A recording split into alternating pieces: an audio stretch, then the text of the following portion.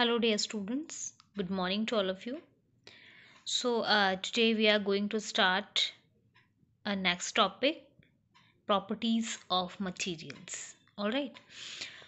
So, you know that we use different things according to our requirements and also according to their properties. Right. Now, have you ever think why a tumbler is not made with a piece of cloth and cooking vessels are not made of paper like materials? क्या आपने कभी सोचा है कि जो tumbler है, जो glass है, वो किसी कॉटन के पीस से क्यों नहीं बना होता है? और जो कुकिंग वेसल्स जिन बर्तन में हम खाना बनाते हैं, वो कॉटन या पेपर से क्यों नहीं बने होते हैं? क्योंकि उनकी वो प्रॉपर्टीज़ है ही नहीं। ऑब्वियसली है, अगर आपके पास जो टम्बलर है वो कॉटन का होगा तो उससे तो पानी गिर जाएगा, राइट? तो दैट मीन्स उसकी ऐसी प्रॉपर्टी नहीं है कि वो पानी को स्टोर करके रखे. Okay, so the properties of a material make them suitable for a particular use.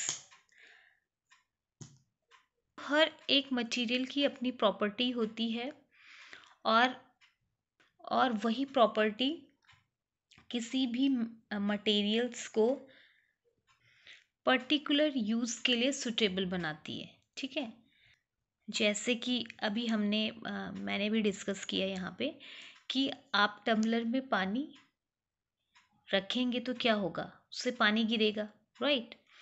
वैसे ही अगर आप वेसल्स है, कुकिंग वेसल्स है आपका, अगर वो पेपर से बना है तो क्या उसमें आप खाना बना सकते? नहीं, क्योंकि उसकी वो प्रॉपर्टी ही नहीं है, राइट? तो प्रॉपर्टी ही सुटेबल बनाती है मटेरियल को कि उसका यूज़ कहाँ पे होना है. ठीक है, बट सारे मटेरियल में two properties are common. First is they all occupy space and all have a mass. ठीक है, हर एक मटेरियल जो है वो स्पेस ऑक्यूपाई करता है और उसका अपना एक मास होता है. ठीक है, so now let's discuss the properties of material. The very first one is appearance. Okay, so what do you mean by appearance? Okay, let's do an activity. उसमें आपने क्या करना है? You have to collect small pieces of different materials like paper, cardboard, wood, copper wire, aluminum foil, chalk, etc, etc. Okay, now उसके बाद आपने एक table बनानी है.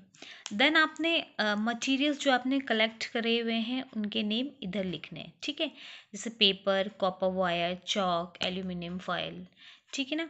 उसके बाद उसका अपीयरेंस कैसा है? जैसे पेपर है तो कैसा है? वो डल है, राइट? कॉपर वायर है, ऑब्वियसली शाइनी है वो. चॉक है, कैसी है? डल. उसका अपीयरेंस कैसा है? डल है वो. एल्यूमिनियम फॉइल कैसा है? शाइनी. शाइनी होता है ना.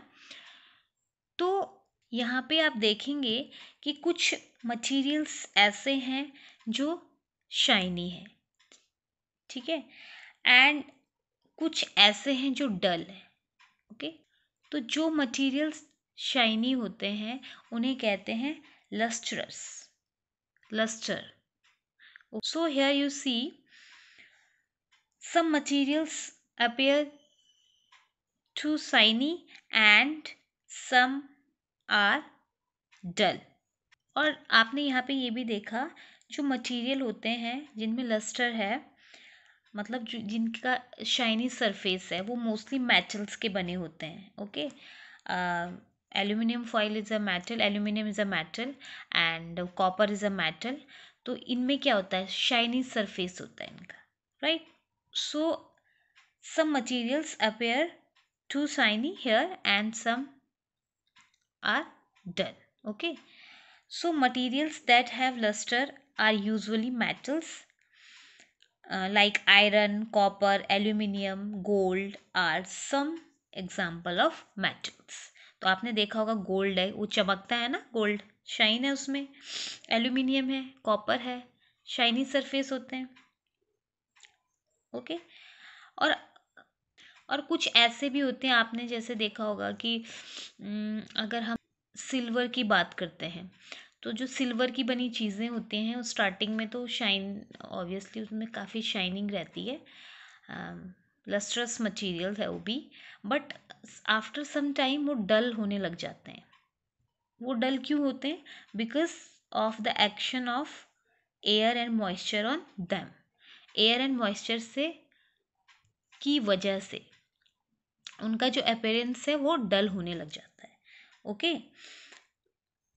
जैसे आपने सिल्वर देखा होगा, स्टार्टिंग में वो काफ़ी शाइनिंग सरफेस होती है उसकी, बट आफ्टर सम टाइम वो क्या होता है, डल डल होने लग जाता है, क्योंकि उसकी जो रिएक्शन होती है एयर के साथ और मॉइस्चर की वजह से वो उसका जो अपीयरेंस है वो डल होने लग जाता है। Okay. So this is the first property of material.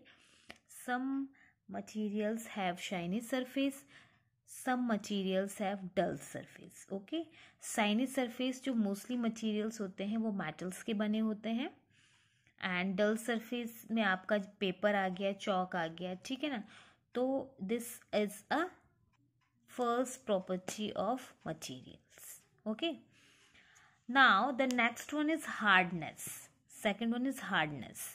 What do you mean by hardness? As a name suggests here, hardness means when you press different materials with your hands, some of them may be hard to compress and other can be easily compressed. कुछ होते हैं जो काफ़ी hard होते हैं, जब हम उन्हें प्रेस करते हैं तो वो काफ़ी हार्ड होते हैं. Now the second one is hardness. Hardness means when you press a different material with your hands, some of them may be hard to compress and other can be easily compressed. Okay, तो कुछ ऐसे होते हैं कि जिनको आप easily compressed यानी कि प्रेस कर सकते हैं, और कुछ materials ऐसे भी होते हैं जो काफ़ी hard होते हैं, ठीक है, जिन्हें हम compress नहीं कर सकते. ओके. सो अगर आप एक एग्जांपल लेना चाहोगे तो आप एक आयरन नेल ले सकते हैं, आप उसे स्क्रैच कीजिए एंड आप वुड की सरफेस को स्क्रैच कीजिए, आपको पता लगेगा कि ये सारे क्या हैं, हार्ड सब्सटेंसेस हैं, हार्ड मटेरियल्स हैं. So the materials which cannot be compressed or scratched or cut easily are called hard materials. Okay, जो compressed नहीं हो सकते हैं easily, हम इन्हें कट नहीं कर सकते हैं, स्क्रैच नहीं कर सकते हैं, तो वो क्या है, हार्ड. ठीक है. और कुछ मटेरियल्स ऐसे होते हैं जिन्हें हम इजीली कंप्रेस्ड भी कर सकते हैं एंड स्क्रैच भी कर सकते हैं, और वो इजीली कट भी हो जाते हैं, तो वो होते हैं सॉफ्ट. तो हार्डनेस मीन्स कुछ मटेरियल्स हार्ड होते हैं और कुछ मटेरियल सॉफ्ट होते हैं. ठीक है. Soft materials like cotton. Cotton आपने देखा, कॉटन आपको आप इस तरह से प्रेस भी कर सकते हैं, ठीक है ना, वो इजीली आपका सेपरेट भी हो जाता है, तो वो क्या है, एक soft material. Okay. Next one is soluble and insoluble. So soluble and insoluble means if a substance dissolve or disappeared completely in water, it is said to be soluble substance. Okay, and if it does not dissolve or disappear, that means it is insoluble. Okay, जैसे आपने sugar और water लिया and sugar को आपने water में डाला, then आपने देखा कि वो क्या होता है, कंप्लीटली डिजोल्व हो जाता है वाटर में, राइट.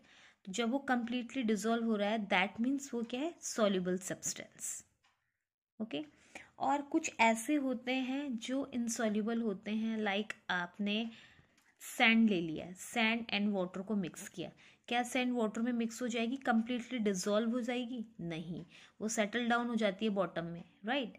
तो वो क्या है, इनसॉल्युबल सब्सटेंसेस। ओके, ऐसा ही आपका लिक्विड के साथ भी है।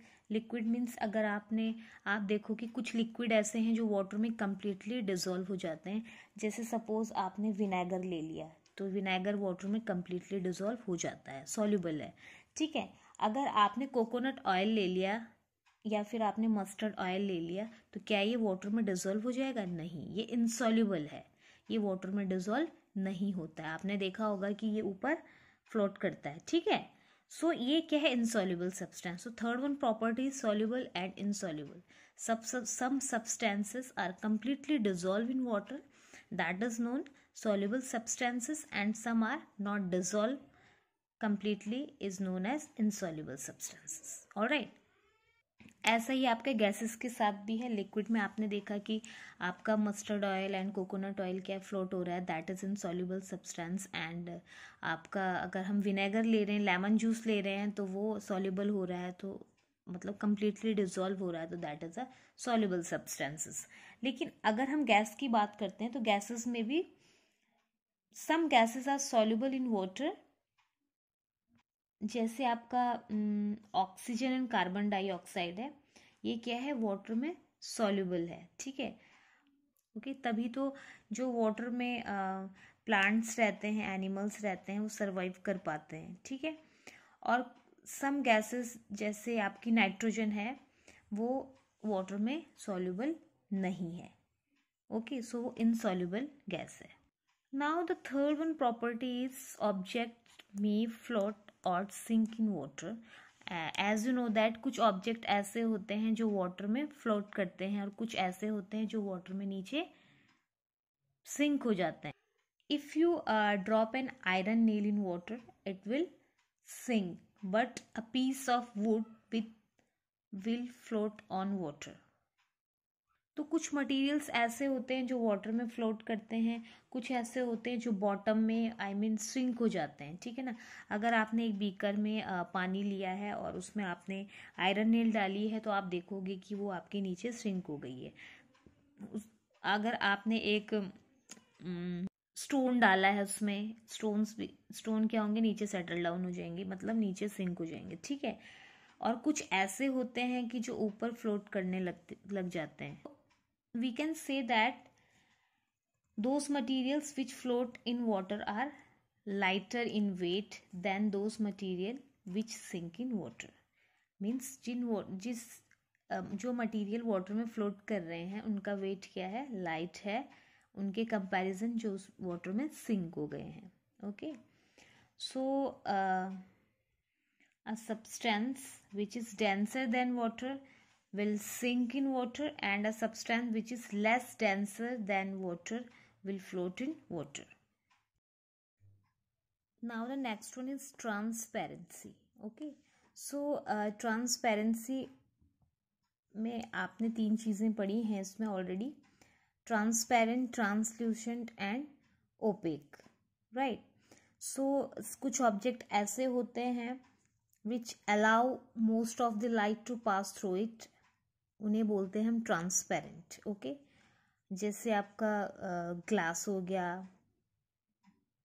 आपकी पॉलीथीन शीट हो गई, एंड क्लियर वाटर हो गया। ओके, सो ये क्या है, इसमें लाइट पास हो जाती है, ठीक है। सो इन्हें क्या बोलते हैं, ट्रांसपेरेंट। अगर हम ट्रांसपेरेंसी की बात कर रहे हैं, तो first one is a transparent. Transparent में आपकी वो ऑब्जेक्ट आते हैं जिसमें आपकी लाइट पास हो जाती है। The next one is a translucent object. Okay, so an object which allow a little amount of light to pass through it is called translucent object. Okay, so जैसे bathroom window हो गया, वो एक translucent है, उसमें little amount of light pass हो रही है, मतलब वो complete amount of light pass नहीं हो पाती उससे, उसमें little amount of light pass हो जाती है। आपका ट्रेसिंग पेपर हो गया, that is a translucent. Okay, next one is a opaque. Opaque क्या होता है? ओपेक में बिल्कुल भी लाइट पास नहीं होती है. Means an object which does not allow light to pass through it is called opaque object. आपका वुड हो गया, आपका नोटबुक्स हो गई, आपकी वॉल हो गई, ये क्या है? ओपेक है. ठीक है, इसमें आपने देखा कि लाइट पास नहीं होती है. ओके, अगर ओपेक ऑब्जेक्ट है कहीं पे और आपकी लाइट फॉल हो रही है तो आपने देखा कि उसके जो अपोजिट डायरेक्शन है उसमें उसकी शेडो बनेगी. ओके, शेडो क्यों बनती है? क्योंकि जब लाइट के पाथ में कोई ओपेक ऑब्जेक्ट आ जाता है, जो लाइट ऑब्वियसली लाइट पास नहीं होती है ओपेक ऑब्जेक्ट से, तो फिर क्या होती है? ओपेक ऑब्जेक्ट की क्या बनती है? वहां पे शेडो बन जाती है. Okay,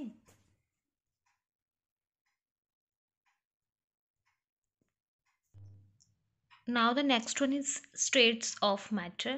So materials exist in three states: solid, liquid and gas. Okay, so solid generally do not change their shape और वॉल्यूम. एज इट इज़ रहता है, जो उसका शेप है उसका वॉल्यूम है एज इट इज़ रहेगा सॉलिड में. लिक्विड की अगर हम बात करते हैं, change their shape but not volume. ये अपना शेप चेंज कर सकता है बट वॉल्यूम जो है वो है.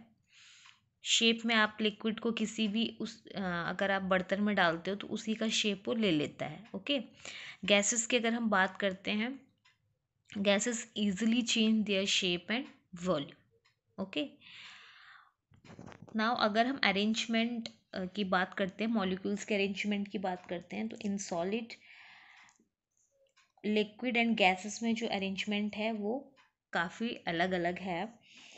Solids are made up of particles that are closely packed in definite manner. ठीक है, सॉलिड में क्या है? Molecules are tightly packed to each other. So यहाँ पे इंट्रामॉलिक्यूलर स्पेस नहीं है. Okay, because they are tightly packed to each other. Okay, in case of liquid, इसमें आप देख रहे होंगे कि जो मॉलिक्यूल्स है they are loosely packed comparison to solid. Okay, so यहाँ पे इन लिक्विड में क्या है? Particles are loosely packed and free to move. मतलब यहाँ पे पार्टिकल मूव कर सकते हैं, but in case of solid यहाँ टाइटली पैक्ड है तो ये पार्टिकल्स मूव भी नहीं कर सकते. ठीक है, लिक्विड में particles are loosely packed comparison to solid, तो यहाँ पे पार्टिकल्स मूव कर सकते हैं. नाउ जब पार्टिकल्स मूव कर सकते हैं, so that's why liquid flow होता है ना. तो क्यों फ्लो होता है? बिकॉज उसके पार्टिकल्स मूव कर सकते हैं. सॉलिड फ्लो होता है? नहीं होता है. तो बिकॉज क्यों नहीं होता है? बिकॉज जो पार्टिकल्स हैं सॉलिड के वो टाइटली पैक्ड है. ठीक है, अगर हम गैसेस की बात करते हैं तो इसके जो पार्टिकल्स होते हैं वो बहुत दूर दूर होते हैं. ठीक है ना, तो वो बहुत ही क्विकली से कहीं भी मूव कर जाते हैं. ठीक है ना, बिकॉज पार्टिकल में जो स्पेस, दो पार्टिकल के बीच में जो स्पेस है वो काफ़ी ज़्यादा है, तो वो क्या कर ईजिली मूव हो जाते हैं. ठीक है, सो gas is the lightest state of materials. So solid में क्या है? Tightly packed. लिक्विड में क्या है? Loosely packed. मॉलिक्यूल्स क्या है? लूजली पैक्ड है, that's why they can flow. And gases में क्या है? जो पार्टिकल्स हैं उनके बीच बहुत ज़्यादा इंटरमॉलिक्यूलर स्पेस है और वो क्या है? बहुत ही ईजिली से मूव कर सकते हैं. ठीक है, now we have learned that materials differ in appearance and the way they mix in water or other liquids. They may float or sink or may be transparent, translucent or opaque. They may exist as solid, liquid or gas in nature. So materials can be grouped on the basis of similarities or differences in their properties. So, why do we need to group materials in everyday life? Obviously, we often group materials for our convenience. अगर आप किसी shop में गए हो और grocery shop है कोई, and अगर वहाँ पे आपने देखा होगा कि सारी चीज़ें उन्होंने अरेंज करी रहती है. सोचो अगर वो सारी चीज़ें अरेंज ना हो और ऐसी मिक्स हों तो आपको कितनी प्रॉब्लम होगी उसे ढूंढने में। आपको भी प्रॉब्लम होगी और जो देने वाला है उसे भी दिक्कत होगी ना। सो वो उन्होंने अपनी कन्वीनियंस के लिए रखा हुआ है, और जो वहाँ पे कस्टमर आ रहा है उनकी कन्वीनियंस के लिए भी रखा गया है, ठीक है, ताकि कि इजीली, आपने देखा होगा जो सोप होते हैं वो अलग रखे रहते हैं, शैम्पू आपके अलग हैं, तो आपने इस तरह से देखा होगा कि हर एक चीज़ उन्होंने कन्वीनियंस के अकॉर्डिंग रखी हुई है, ताकि कि कोई प्रॉब्लम ना हो। ग्रुप में रखी हुई है ताकि कि आप इजीली से उसे फाइंड आउट कर सके, ठीक है। अच्छा, ओके, नेक्स्ट एग्जांपल ले लेते हैं। चलो, आपने देखा, आप लाइब्रेरी जाते हैं, आपने देखा सारे जो बुक्स होते हैं वो सब्जेक्ट वाइज अरेंज रहते हैं। जैसे आपकी इंग्लिश है, हिंदी है, साइंस है, सोशल स्टडी है, मैथमेटिक्स है, कंप्यूटर्स है। तो each subject book are arrange in separate slabs. So this systematic way of arranging books help you to locate a particular book very easily and quickly. फिर आपको पता चल जाएगा, आप जब सिस्टमेटिक तरीके से बुक्स रखी गई हैं तो आप इजीली से फाइंड कर सकते हैं कि मैथ्स की बुक्स कहाँ पे हैं, हिंदी की बुक्स कहाँ पे हैं, आपकी इंग्लिश की बुक्स कहाँ पे हैं। और अगर ये सारी बुक्स अगर मिक्स होती तो आपको कितनी प्रॉब्लम होती फाइंड करने में, राइट। सो ऐसी बहुत सारी चीजें हैं जिनको एक सिस्टमैटिक ग्रुप में रखा गया है कन्वीनियंस के लिए, okay. And the second thing is we, मतलब जो ये ग्रुप आपके रखे गए हैं हम कन्वीनियंस के लिए, इसमें एक और चीज़ हम फाइंड कर सकते हैं उनकी, वो है उनकी प्रॉपर्टीज़।